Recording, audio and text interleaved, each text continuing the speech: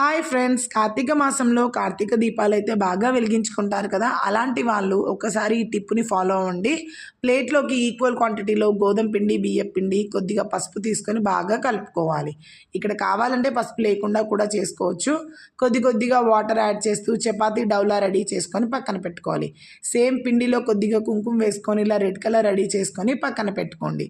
తర్వాత చపాతీ ఏ విధంగా అయితే చేస్తామో మనం చపాతీ అనేది మరీ పల్చగా కాకుండా మరీ లావుగా కాకుండా మధ్యస్థంగా ఉండేలా చూసుకొని ఏదైనా మూత సాయంతో మీకు నచ్చిన షేప్లో ఇలా ప్రెస్ చేసుకోండి. ఇలా కాయిన్స్లో వచ్చిన తర్వాత ఈ కార్నర్స్ని దీపపు ప్రమిదకు ఏ విధంగా ఉంటాయో అలా ప్రెస్ చేసుకొని 1 డే మొత్తం ఎండలో డ్రై చేసుకుంటే ఇన్స్టాంట్గా అప్పటికప్పుడు దీపాలు పెంచుకోవడానికి ప్రమిదలు అయితే రెడీ అండి. కలర్గా చాలా బాగున్నాయి కదా.